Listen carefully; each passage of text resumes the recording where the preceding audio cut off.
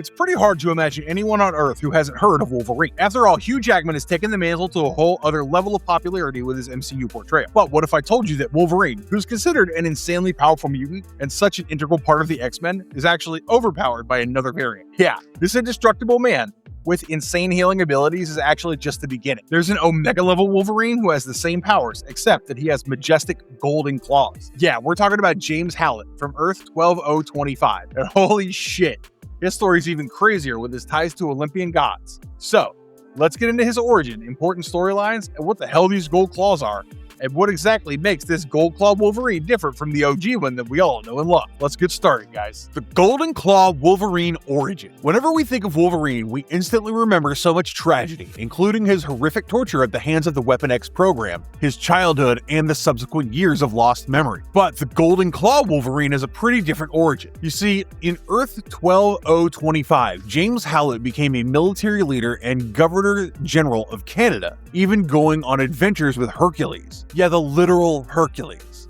And they were one hell of a power couple. I'd say power couple because they did actually end up in a romantic relationship, but I guess even gods weren't too fond of homosexual relationships, and they had to keep things secret.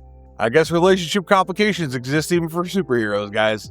So anyway, it was actually Hercules who gave James Howlett a gift in the form of the adamantine metal. Now this metal is actually super special. It was literally known as the metal of the gods. And what's extremely unique about this metal is that it's sentient and was even able to protect Howlett from psychic and telepathic attacks. Also, our Earth 616 Wolverine came across this metal while fighting with Cyber, which awoke the sentient adamantine. And this metal thought itself to be superior to your typical adamantium and wanted to corrupt and replace it within everyone, including Cyber. Now, coming back to the story of Golden Claw Wolverine, he and Hercules did eventually come out and declare their love for one another, but the consequences were low-key disastrous.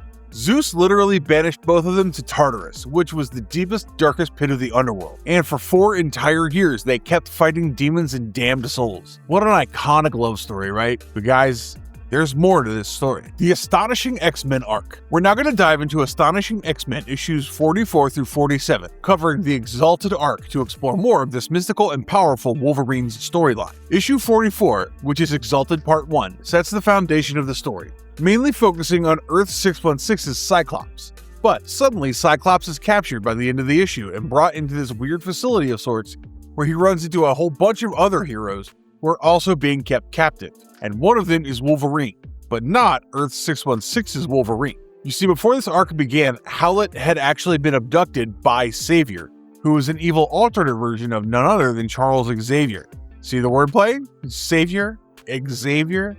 And our first glimpse of Howlett in this first issue is him being stored in this giant container of sorts, where he has these huge blade-like things driven into his back to dampen and suppress his powers and even torture him. And he wasn't the only one. He was hooked to a massive machine with other mutants, like a Kid Nightcrawler and Emmeline Summers Frost. And of course, we see the newest addition to the prisoners, aka Cyclops, in the next issue. He too is stuck in those capsules that absorb the unique energy signatures of captive heroes, basically using them as batteries. In fact, one of the captive mutants has already died in his bid to escape. So both Emma and Howlett warn Cyclops off getting too agitated and meeting the same fate.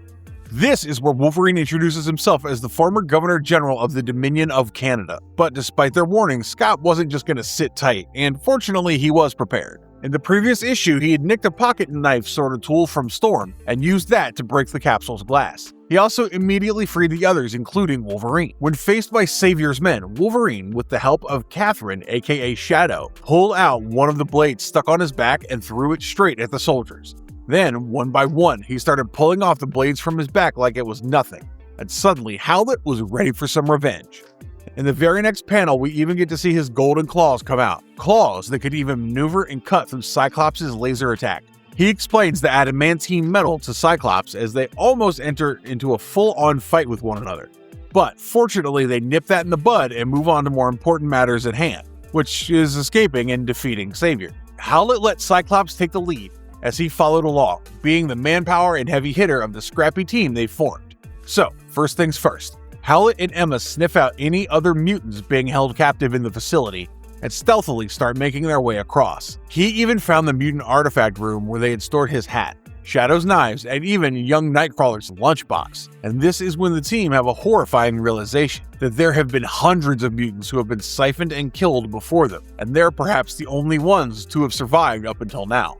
And at the very end of issue 45, we see Cyclops fall to the ground as the Savior enters his mind using his psychic abilities. Issue 46 continues the storyline, and as we see, it's not only Cyclops who's been affected, but all the heroes are on the ground in pain as they're experiencing Savior's psychic link, all except Howlett. When Emma asks how he's able to resist Savior, since even Emma, a mentalist, can't withstand him because he's so powerful, Howlett replies that the adamantine makes him immune to psychic attacks.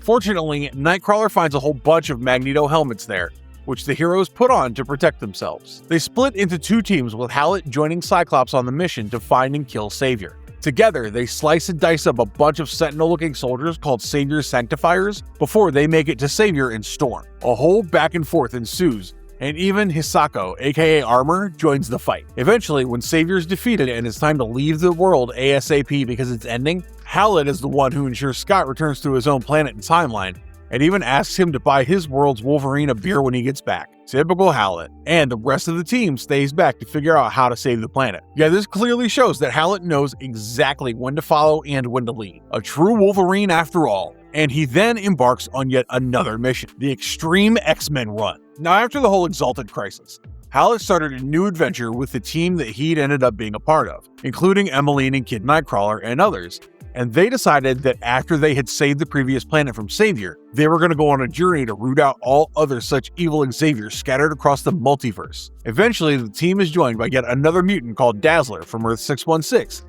and in Extreme X-Men issue 10, they're also joined by Howlett's lover, aka Hercules. And together, with another more violent team of Extreme X-Men, they defeated a sorcerer version of Xavier. But in this issue, this team, including Corporal Scott Summers, Howlett, Hercules, Dazzler, Sage, and Kurt Wagner, had traveled to another planet to root out yet another evil Xavier. And here, as they're sort of discussing their origins, Hercules and Howlett tell them their story of adventure, romance, and tragedy where they declared their love. The day they killed the worst monster in the Dominion of Canada, which angered Zeus because, according to him, no god apart from himself should be consorting with mortals. And so he cast them into Tartarus, as we've already discussed. The team also has a weird Xavier's head in a bottle helping them sniff out the other Xaviers, and soon they find London submerged underwater with Nazi flags having the letter X instead of a swastika.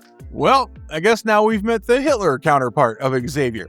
Once again, James Howlett had his gold claws on full display as he attacked Nazi Xavier and even impaled him with them, only to be shocked and neutralized immediately.